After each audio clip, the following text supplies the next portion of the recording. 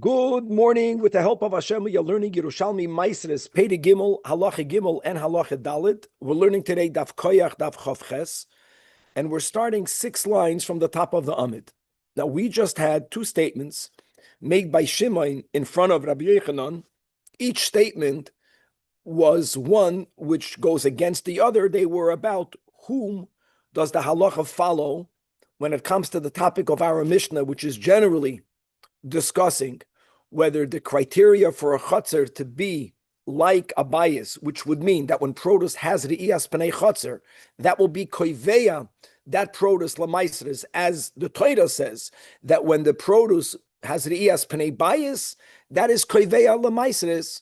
So the dumya, the bias, either has to be connected to safety, that it's a safe or a secured, a protected chutzner, or it's about privacy.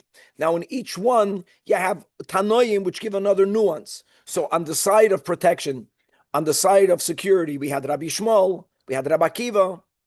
On the other side of privacy, we have Rabbi Nechemya, we have Rabbi Yosi. The way we learned Rabbi Yehuda goes back to the side of Rabbi Shmuel and Rabbi Akiva. So one statement was that we're very stringent. If a chutzner meets any one of these Tanoim's opinions, any one of them, it's going to be Kovei Lamaisris. And then we had the second, in the Seder of the Gemara, statement of Shimon that he made in front of Rabbi Yochanan, that we follow. Actually, it's not just like Rabbi Akiva, but then there was a nuance. I'm not going to repeat it now. That there is a brisa that adds a qualification. Bishitas Rabbi Akiva, said by Rab Shimon ben Elazar. It's all about, is there one person that determines whether the door to the yard will remain closed, whether there's more than one person, and halacha Rab Shimon ben Elazar aliba de Rabbi Akiva. So that's where we left off yesterday, basically saying that we can't say Rabbi Yochanan said either one of them because he said either one or the other. Maybe he changed his mind. We don't know, so it's better to leave it that it was said Shimon in front of Rabbi Yochanan and the Chanami. The fact that Rabbi Yochanan didn't protest means at that moment, probably, normally he agrees to it, but who knows? Today we're going to quote various Amoraim that have a clearer position of Rabbi Yochanan, and that will be like the second one we learned yesterday, that ultimately that some have the Mesorah that Rabbi Yochanan said himself that halacha Rab Shimon ben Elazar aliba de Rabbi Akiva. From there, we're going to go on today when the Mishnah is speaking about a gag, and the Mishnah says that a rooftop is considered an independent space, independent from the chutzner, independent from the bias. Well, the Gemara is going to tell you nishta zay pashut, and we're going to actually limit that, and we will create certain rooftops that will be considered halachically as an extension of the chutzner, which would mean that if the chutzner is a chutzner that's dumei the bias, that gag in itself will be koiveya, and vice versa. If it's adjacent to a chutzner that's, let's say, ena mishtameres, or it's not private, then that gag will not be koiveya.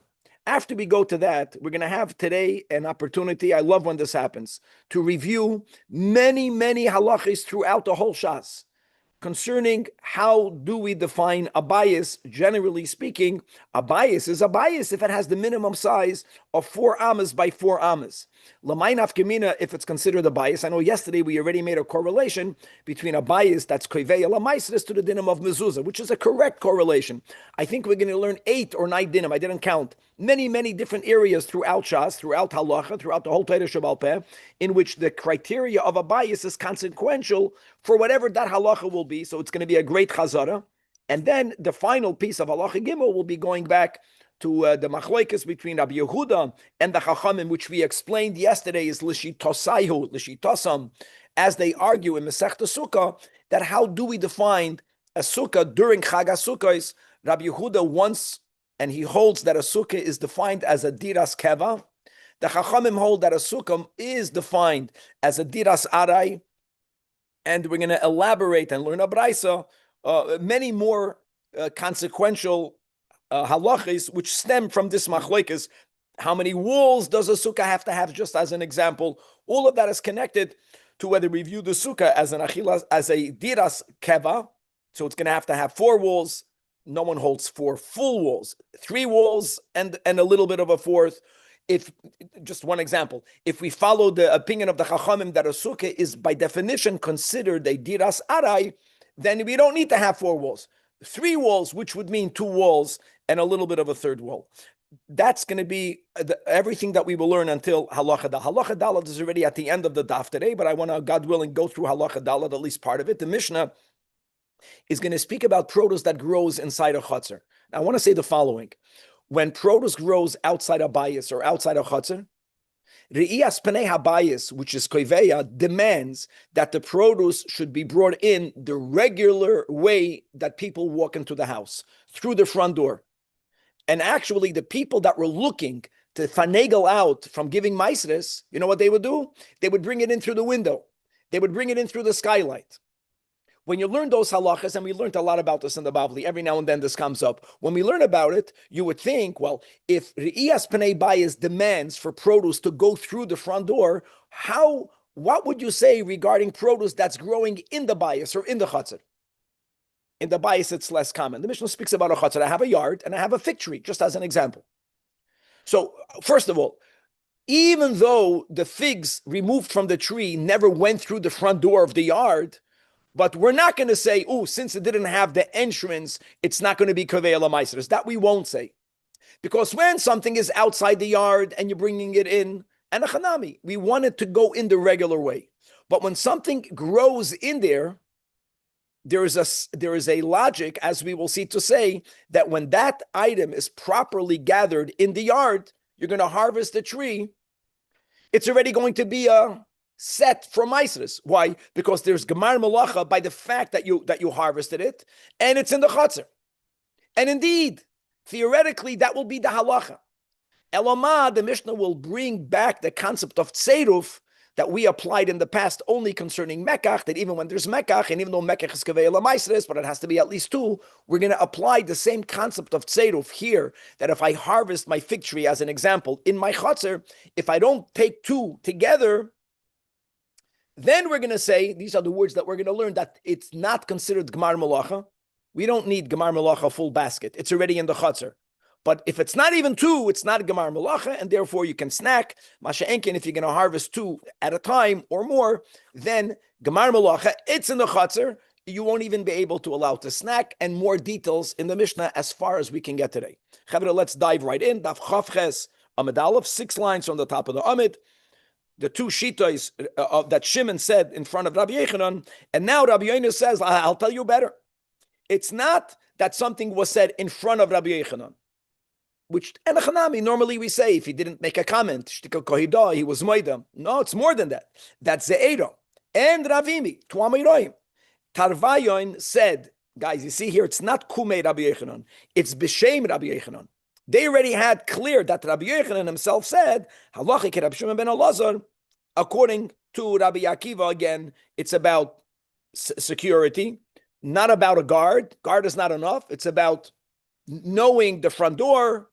And Rabbi Shimon ben Elazar had that detail that if there's an owner and a tenant, then it is considered safe, because the tenant should not be allowed, even if he will, but he's not allowed to go against the desire of the balabas. Masha'enkin, if there's 2 owners or 2 tenants. Amar Avimi, I'll tell you better. Hoyre Rabbi Yechanan, le'ilen debate of Ami.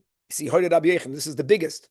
Not B'Shem Rabbi Yechanan. He's saying that Rabbi Yechanan had gepaskint to the yeshivalite, to the chevre of the Beis Medrash of Rabbi Ami, that halacha Rabbi Shimon ben Elazar, according to Rabbi Akiva.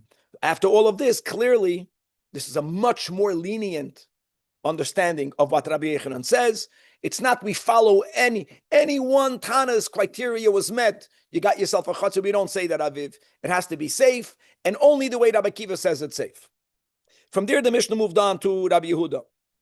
And Rabbi Yehuda said, Rabbi Yehuda was the 5th opinion. Okay, so we said we had Rabbi Shmuel, Rabbi Akiva, right? Then we had Rabbi Nechemia and Rabbi Yosi.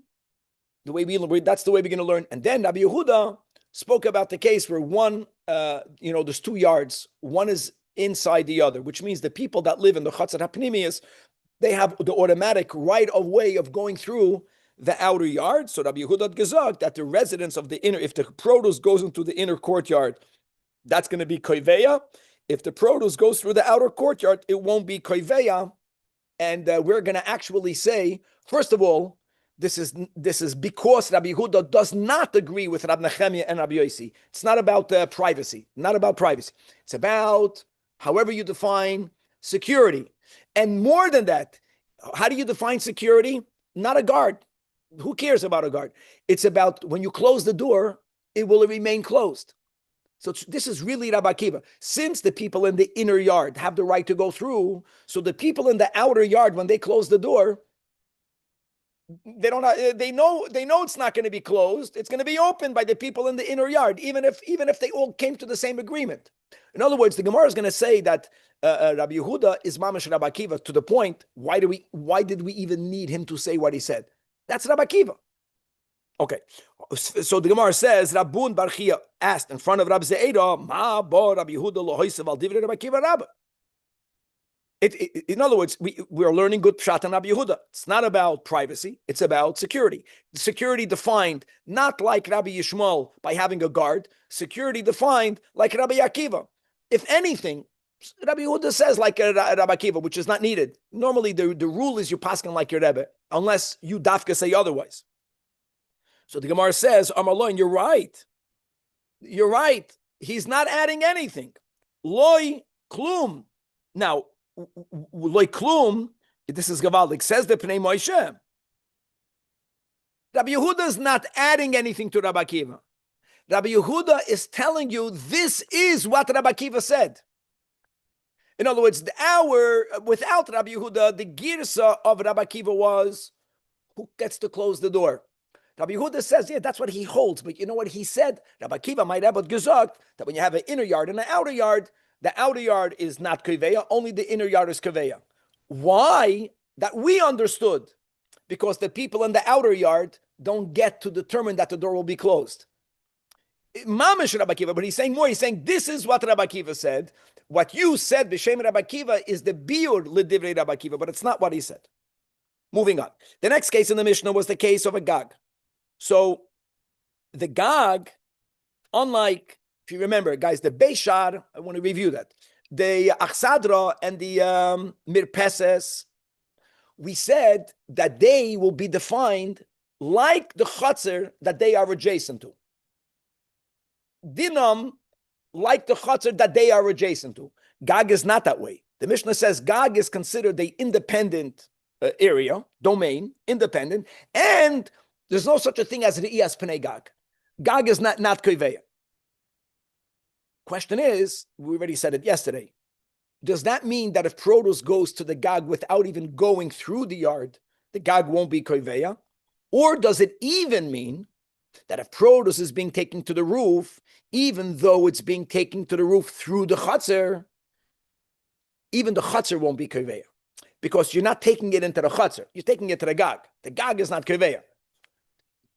So that's what the Gemara is going to clarify right now. So Amar Rabbi Lazar da Amoira, that you should know that this din, that a gag is not koiveya, and it's not considered part of the chatzar, it is even legag mevutzar la'aver chatzar himasnisa. Even if the rooftop is completely surrounded by courtyard, you know what that means, Vlad? That the only way it's possible to get to the gag is by walking through the chatzar. Even if that's the case, the produce that's going to the gag through the chatzar will not be established, and you can snack from it, which is amazing. Middle of the yard. Now, I already mentioned this. We had this, I look back, on Daf Chav Beis Amud Beis, we had a machlokes between Rabbi Yossi, Rabbi Yehuda, and Rabbi regarding this question, remember that's the name of the chapter, Hamavir, is going through. So it sounds like our Mishnah is only following that side. So the Gemara says, or the Gemara asks, why are you saying so? But it's going through the Chatzar. And that's really subject to Amachlokes Tanoim. So really, the Gemara's question is our Mishnah only going like Rabbi Yossi ben Rabbi Yehuda? Rabbi Yossi ben Rabbi Yehuda was the one that said that just passing through is not koiveya. Rabbi said, no, if it went through, it went through. So the Gemara says, Tiftar, I will tell you that what's unique about Gag, our Mishnah can be following Lukula Alma. The easier one is, there's nothing that needs to be explained. This is exactly what we had on Daf Chav Beis Amud Beis, the Shita, the Tana, Rabbi Yosi ben Rabbi Yehuda, who holds that produce only being mavid through whatever, that's not koiveya. Remember that whole thing, and then we had about Shabbos, about Rabbi Yechon and Reish Lakish. But even according to Rabbi who holds that produce that's going through a courtyard, temporarily, intentionally, not b'shoigig, but only temporarily, Rabbi says it is koiveya. So you would think that our Mishnah, the way Rabbi Lazar interpreted our Mishnah, that the Gag is even surrounded by a chutzner, does not follow Rabbi. It's nisht emes. Here is different, even according to Rabbi. Why is here different? So here is very important, that you can explain that our Mishnah is speaking about a scenario that when you were bringing the produce to the Gag, your intention was to dry it out. And that's something that we kept on learning, that the owner's intention is very consequential. So if you have in mind to dry out the produce prior to it being dried out, it was commonly dried on the roof. What is that called? It's called peiros shaloi nigman malachtan. We already learned, I know that also is a machloikis, but we're following the psak of the Chachamim and of the Rambam, as we learned, that if there wasn't even gemar malacha, chatzar won't be koiveya. And don't forget, the Mishnah is speaking about taking it to a Gag. It was common that you took it to the Gag to dry it on the Gag. Not like in the case of Rebbe and Daf Chav Beis. Here, you had in mind to take it to the roof, to spread it out to dry. So it's not even Gemar Malacha. When it hit the roof, then you changed your mind and you decided, I'm not going to dry it. I'm leaving it the way it is. That's important, because if you didn't change your mind, then even if Gag would be like a chutzner, it also would not be koiveya. Point is that on the Gag, when you had in mind to eat it the way it is, there is gemar malacha. Gag is not koiveya. Fact that it went through a yard, since when it went through the chutzner, according to Rebbe, our Mishnah is speaking about you had in mind to dry it so it's shaloi nigmar malachtoi. So that's why the chutzner was not koiveya. No, we're sticking to our guns. The Mishnah's Gag is any type of Gag, even one that is surrounded by chatzeros. And nevertheless, not only is the Gag not koiveya, but leading it through the chatzir will also not establish a kaviyus. But the fear of you that if we didn't plan to dry it up on the roof, then there's a machloikas, tanoim, Gag is not koiveya. Then the question will be, you were mavid it. That means you brought it through temporarily. Is that enough to establish a kaviyus? Rabbi Yosi ben Rabbi Yehuda says no. Rabbi says yes. A machloikas tanoim we had on Daf Chav Beis. Now the Gemara says something important. When do we say that a Gag is never considered part of the chatzir, that a Gag won't be koiveya, if the Gag is a metzias for itself, which would be when the Gag has the minimum shear of Amar Abavin, V'hu shehaya bagag arba al arba. Guys, I want to remind everyone, I know we had this a lot of Masechta Shabbos, that whenever there is a hay after the ayin, arba'ah, it's tfachim, it's important. And whenever there's arba, it's arba amas, because it's very, very different. And I know on Shabbos, many things is for tfachim. Not to get confused. in Shabbos, we have even the fingers. And then we have the fingers. Thank you, Danny. It's boys. Very good. Sholosh al sholosh when it comes to tumantara, 100%. So, and bottom line is, when the roof has arba al arba, there we say that the Gag is a place, and a Gag is not going to be koiveya. Ma bayis einu toivel achiyeh ba arba al arba, afa Gag einu poiter. Amazing. Achiyeh ba arba al arba. But Chevra, here's the mashe enkein. Think about this, guys. What were to happen, Aviv, if the Gag doesn't have arba al arba? Let me say these words. Then the Gag will be like the Beishar, like the Achsadra and the Mirpeses, that if they are adjacent to a chatzir, l'Rab Nechemia, that's private. L'Rabbi Yishmael, that's safe. Then that Gag will be koiveya, even if you brought it straight to the Gag without even going through the chatzir. No, it's a Gag. Maybe if it's not big enough, If then it's not big enough, considered a if it roof? doesn't have 4x4, you would think if it doesn't have 4, it's not nothing. The opposite.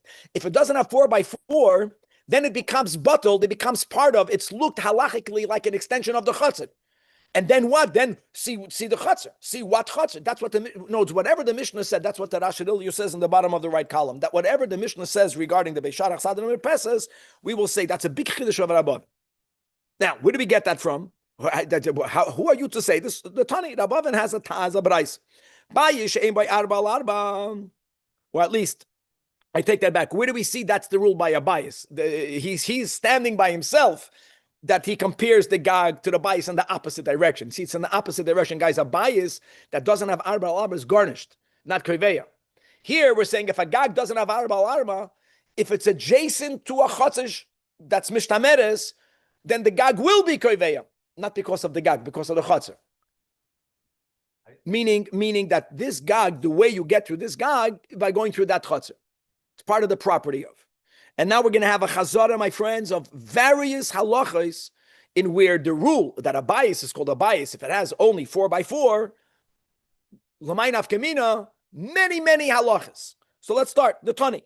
Bias she'ein by arba amas al arba amos. Number one, patim and amazuzah. My friends, there's a very important machlokes rishonim that goes all the way down on Shulchan Aruch. What does arba al arba mean? One option is that each side needs to have a minimum of 4. The other hold, it has to have the total of 4x4 amas squared, which would mean, just as a mushal, if you have a closet, very common, that it has, let's say, 2 amas by 6 amas. Is it chayv b'mezuzah? It's a machlokes rishonim. It's all the way in Shulchan Aruch. There are 2 opinions. This is very common. Many of the walk-in closets that we have in our homes, many times it's arba al arba. Many times it's not arba, not arba, small. But many times it can be even 10, 2 foot deep. God knows. Yeah, by 6, yeah, 6. I just want to say that you have to know how to make, when it comes to making a bracha. We put up a mezuzah. We always follow. Why not put up a mezuzah? When it comes to making a bracha, you have to be sure you're chayv to do so midoraisa. Big deal. You make the bracha on the front door. But you have to know how to measure amas, and we follow generally Rabbi Avram Chaim Noah, which 1.5 feet. It's really, I think he says a bit more than that, but it's generalizing 1.5 feet because Vlad said 6 feet. I go with that. 6 feet is for amas. It should be a little bit more than that. Anyway, for that's number. I just want to make it clear that by the Ptur ben Amazuzah, there's a big topic whether it's 4x4 or whether it's the sum total of 4x4. Same thing as min hamaka. It's mamish. The Torah says both the mitzvahs say and a love about putting on a guard rail. We're speaking about a roof that people go on. Don't jump on every roof. If no one is able to go on the roof, if the roof is slanty, but many people here in LA have the opportunity to do this mitzvah. But that's only if the bias is called a bias. If it's not called a bias, then you don't have to put up a mica. Minha eruv. So what's the eruv means is that all of the residents in a chutzner have to contribute to Yidden. They have to contribute towards the meal, towards the box of matzah that is going to be placed in one of their batim. But every single one has to participate. Today, what you do is you take a box of matzah, you give it to another Jew, and he is zoicha for all of the people that live here. Because zachan adam shaloi b'fanav. But if you didn't do that, the good old days, everyone gave. What happens if one didn't give? We learned a lot of Masechtas Erev and talk what happens on Shabbos. Their day, you have to be mevatel your chutzner. There's ways of getting out of it. Now, if a guy has a home, but his home doesn't even have the arba al arba, he doesn't have to participate. His lack of participation doesn't ruin it. Another din, our din, the einu toivel amaisas. Even if someone is living in a bias, nebach, that's his bias, that it doesn't have arba al arba. You bring produce into that house, he can still snack because this is nishkan shtub. The ein oisin, the next din, oise chibur leir. It's gewaldig. So first of all, whether the tchum Shabbos Yom Tov is doiraisa the Rabbanan is a machlekes Rabbi Akiva and others, but even those Rabbi Akiva I think is who's the one that holds it's doiraisa. That's only when it's, if I'm not mistaken, 12 or 13,000 amas. I forgot right now. It was 2,000 and 12,000. I thought those were the two 12, okay, 12,000 amas because it's the 3 parsa of the machnos. When then it's 4 times 3. It's 3 machnos was a 12,000. Midrabanan, which we got to keep 2,000 amas. You can't walk behind 2,000 amas. Bamet varam amurim stam 2,000 amas. If I'm shoivis in middle of the middle of nowhere, then I count. I have my own dalad amas and I count 2,000 amas. If you are in a city, I can walk the whole city. And then beyond the city, in each direction, 2,000 amas. Now, where do you measure the end of the city from? So there's a rule that if there is a house within 70 amas and 2/3 of an amma, it's called ibur. It's like a pregnant woman.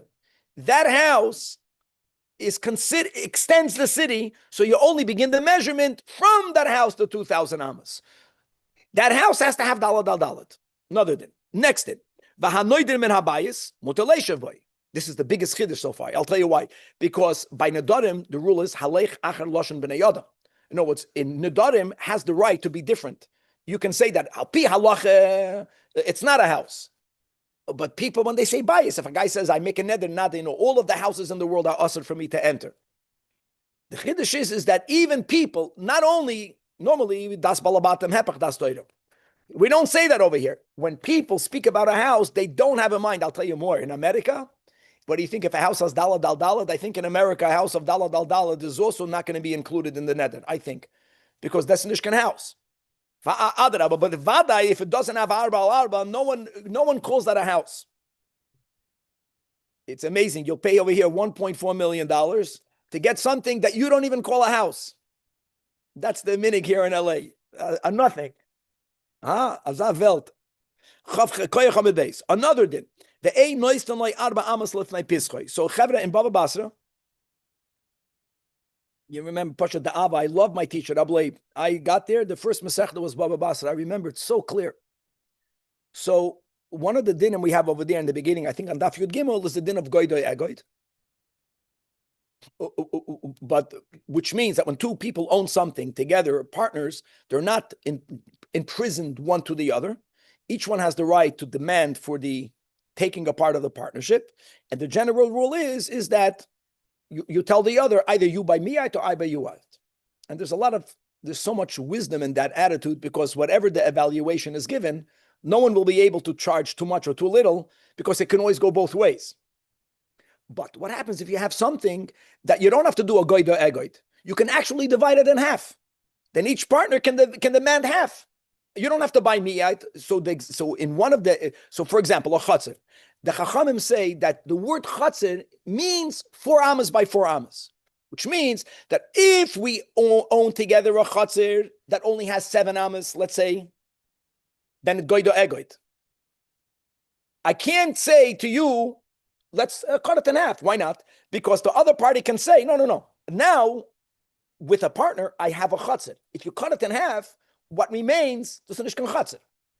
If the chatzir has that when you divide it in half, or if there are 3 partners, so it's times 3, whatever, that everyone will get 4 amas by 4 amas, then you can demand the division. But now the Gemara says, hold on, aside of every chatzir needing to have 4 by 4 by 4, there's something else. Every door that the house has adjacent to that chatzir needs to have not 4 by 4. I remember this. 4 amas. Whatever. If the width of the door is 2 amas, then 4 by 2. If the width of the door is 20 amas, again, a guzma. 4 amas as an extension of the Pesach. Since, just forward, not 4 by 4 amas into the chatzir, that is something that's considered part of the door. Since it was common for people to unload right in front of the door, that's what people want to do. People want, you want to pull in. You don't want to schlep the groceries from halfway down the block. So you need 4 amas. So the din is that every Pesach gets for itself 4 amas. And then the remainder, let's say if there's 2 partners, has to have 8 by 8 for everyone to have 4 by 4. When do we say that every Pesach demands 4 amas? If the house has 4 by 4. But if the house going into the chatzir, it doesn't even have 4 by 4, then we don't have to worry about that. No door gets 4 amas lifnei pischoi. Next halacha. Ve'ein samis b'yovel. Another din, completely unrelated. What samis b'yovel? So aviv, this is the rule in the Holy Land.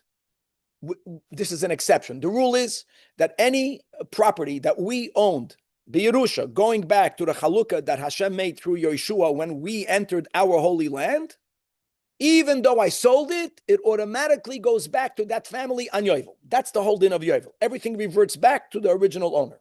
But if a person owns a house in a walled city and they sell it, for the first year, day to day from the sale, like today's Yud Adar. So until Tes Adar next year, the original owner can buy it back. The moment a year passes and the original owner didn't buy it back, then forever the purchaser keeps it, even though Yovel comes. A unique din. Yovel doesn't have an effect. There is a window for him to redeem it. See, by other houses, we don't give him that window because he's getting it back by Yovel. The family is getting it back. Here it's litzmisus. A house in a walled city. So here says the Baraisa that if you have a house that doesn't have dalid by dalid, it doesn't have this rule that it becomes, the word samus means permanent. It's not permanently going to remain in the hand of the purchaser. This property on both sides, the owner who sold it doesn't have the first year to redeem it. No. And on Yovel it will come back. Even though it's a house, it's not a house, that's it. Next thing, that's easier, you know, Peferish Psukim in the Torah, that Nigei Batim, whatever, all of the halachas, with the green, with the red, with the stone, with the muchlat, musgar, the tuma, none of that applies to this house. Why? Because it's not a house. And finally, when we have the rule, right, aside of the Hayari Verach Levav, aside of the Yari Verach Levav, we have the three exceptions where you are exempt from waging battle. And by the way, that's Melchemes Reshus, not Melchemes Mitzvah. The exemptions are only from Melchemes Reshus. It's amazing that the Torah didn't know what these people know now today, that if you're learning yeshiva, you don't have to go. God didn't know about that yet. But the Eibishter said that when it's a Melchemes Reshus, which has nothing to do, the worst now is Melchemes Mitzvah. But if there's a Melchemes Reshus, one of the three is if you just bought a home and you didn't live in it for a year. Like getting married. So if you bought a home here in LA, what can you afford? I can afford a less by dalit. I think a home less by dalit, you'll pay is $200,000. So maybe people can afford it better over here. Okay. Beautiful. So that was a good chazara. The next din of the Mishnah was. By the way, Rabbi. Yes. Did we learn in Rambam like a day ago or something about places where you're allowed to daven? It says it's an elevated place. It has to be at least dollar by a dollar. If not, then you're not allowed to daven there. Very good. Danny said very good. Because then it's not a domain for itself. Yeah, and then you're not being yoided. Very good. B'diuk. Okay. In other words, yeah, great. This is not an exhaustive list. But over there, Danny, I would say it's not about a bias. It's about a domain, about a reshus. Here it's about a bias. Maybe it is an exhaustive list. Okay. The Mishnah said, they are considered so flimsy, they're not permanent enough. There was no machlekes here in the Mishnah. That's not a bias. There's no riyas pnei bias. And the Gemara now does what it always does. It's like learning Chumash Rashi. It's like learning Torah Shebal Peh.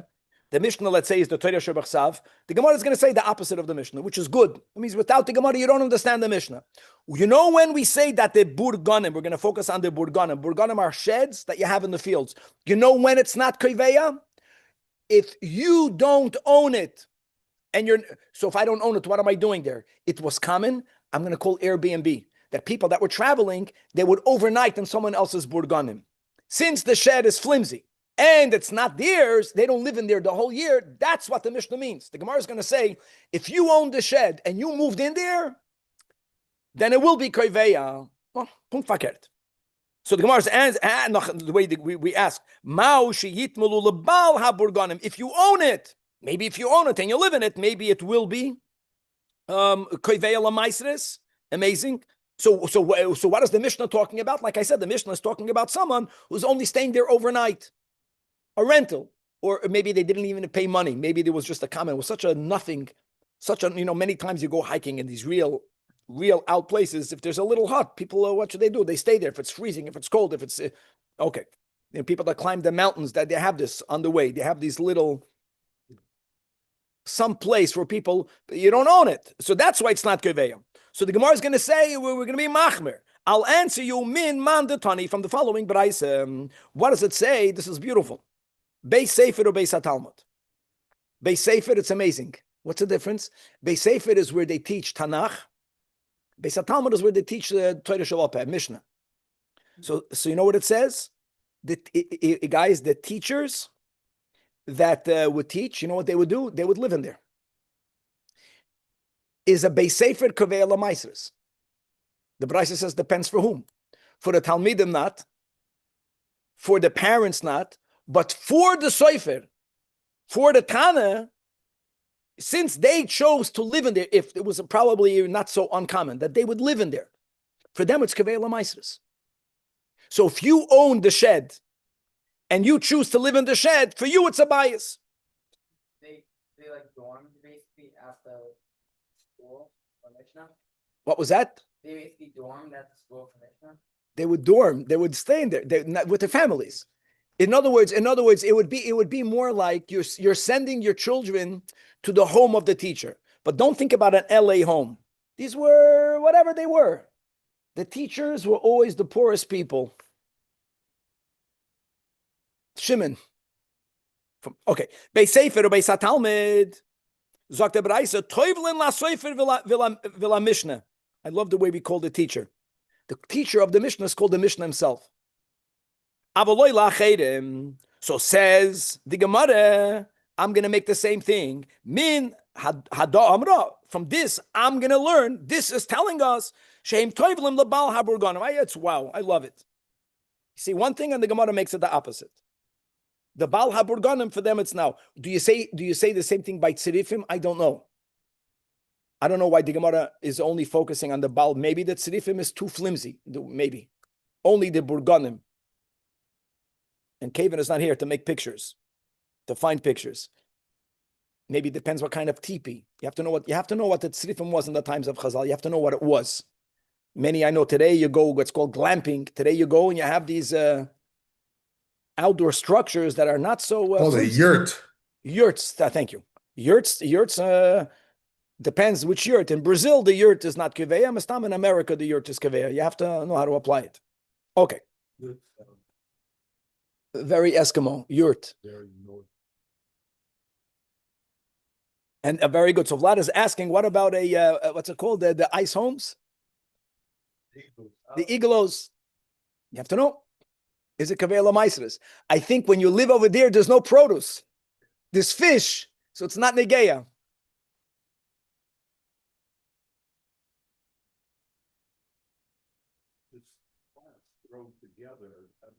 The plants thrown together is probably included in the tzrifim, the burganim. You have to know. Yeah. Okay, guys, let's go to the final sugya before the new halacha, and that is beautiful. That the machlekes here begins with the machlekes and Masechta Sukkah, and for that, we're going to quote a Braisa. In other words, as just the general words, Rabbi Yehuda holds that a sukkah is halachically defined as a diras keva. The Chachamim hold that a sukkah, Hashem wants us dafke to live in a diras aray. That's the whole neshama of a sukkah. Now that has a lot of consequences aside of the dinim that we're learning here. If it's kaveh lamaisros, so let's go with the Braisa. Rebbe Yomer, that first of all, a sukkah has to have 4 amas. Guys, we know that we don't paskin this way. What's the minimum size of a sukkah? Rabbi Mendel, we're going to have some nice videos on Masechta Sukkah. 7 tvachim. Very good. Rosh V'Rubai. But here we see it's a machlekes tanoim. Rebbe says that the size of a sukkah has to be arba amas. By the way, here arba amas, not like I said in Bava Basra. Here it means dalid al dalid. Dalid al dalid. Rebbe. But you don't have to have 4 walls. Afal pi she'ein sham arba defanos. Now, how many defanos do you need, Rebbe? Guys, 3 full walls. According to Rebbe, how big do these walls have to be? 1 and 1 each. From the 2 out of the 3 have to be 4 amas. Rebbe holds the minimum, so it's 4 by 4, and the third 1 tefach. That's shitas Rebbe. Rab Shimon Omer, that the opposite. Size walls. I disagree with Rebbe. A sukkah has to have 4 defanis. 4 defanis aviv doesn't mean, no one holds you have to have 4 full. 4 walls means 3 full walls, and the fourth only 1 tefach. What's about the size? Which means, according to Rab Shimon, the walls 7 tvachim. 7 tvachim. No, not tall. Yeah, 10 tvachim tall. Shockingly, garnished. That means you can't even stand up in it. But yeah, you have nothing. Correct. But guys, for the funnest means that according we don't paskin like Rab Shimon. We are lenient like both. Even though the third wall, just to know, guys, it's not 1 tefach. The third wall by us is 7 tvachim. But anyways, coming back over here. For the funnest, what does the for the funnest means, Aviv? 3 walls, each one of 7 tvachim, and the fourth one of 1 tefach. Rabbi Yehuda is the most machmer. He holds you need both. Both the size is 4 amas, and like Rab Shimon, you have to have the for the funnest. And why do you think Rabbi Yehuda says that? Because he holds it's a diras keva.